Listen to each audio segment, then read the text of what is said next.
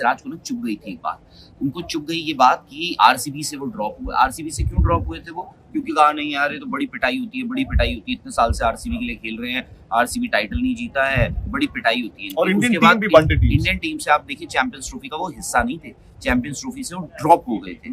तो उसके I think उनको चुभी थी वो बात। और एक यही होता है, कम बैक करो तो ऐसा करो फिर आप याद रखो। तो मैं वही कह रहा हूँ कि टीम जो है ना, टीम तो बहुत प्राउड फील कर रही थी, बट द फैक्ट कि जो लोग आए थे, जो फैंस आए थे, हम लोग as Indian media contingent we feel privileged to have covered this series. 2005 के जो लोग होंगे जिन्होंने आप जिस सीरीज क्रिकेट फैंस जो है वो अनफेयर थे शुभमन गिल और गौतम गंभीर को लेकर। बट क्यों आपने ये बात मानी थी कि विराट कोहली, मतलब मैं मानता हूँ आपने कहा था कि यार विराट कोहली, बट आपने एक चीज कही ना, विराट कोहली को यार इंग्लैंड के दौरे पे तो जाना चाहिए था। ये आपकी बात मैं 100% मानता हूँ। उस वक्त मुझे था कि विराट इंग्लैंड तो आएंगे, ठीक है। और जब विराट की टेस्ट रिटायरमेंट की बात आई थी मैं बहुत हैरान था। मुझे रोहित का मालूम था कि शायद मतलब due consideration to all his contributions I think test cricket Border Gavaskar trophy के बाद उनकी खत्म हो गई। बट बात वही आ जाती है जब आपने बोली, बट आप उनको फिर एक ही सीरीज दे रहे थे।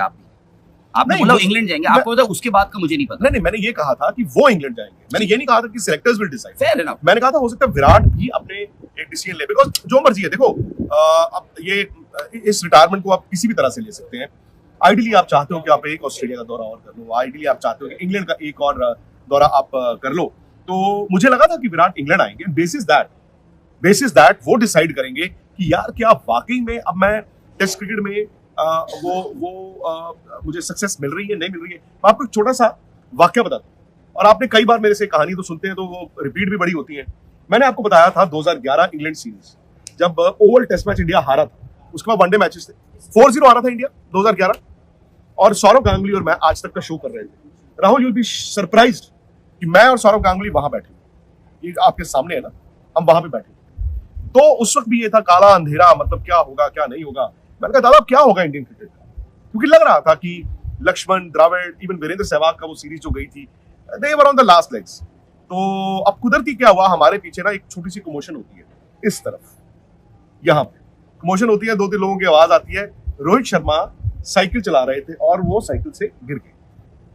तो सौरभ हंसते हुए कहते घबराओ मत। उन्होंने कहा, ऐसे ही बोला उन्होंने, कहते एक ये पगला यानी कि रोहित और एक विराट कोहली, ये आएंगे। इन्होंने इन दो का नाम लिया और कुदरती मैं आज वहीं पर बैठा हूं। ये था कहना विक्रांत गुप्ता का विराट कोहली के संन्यास पर और मोहम्मद सिराज की परफॉर्मेंस पर।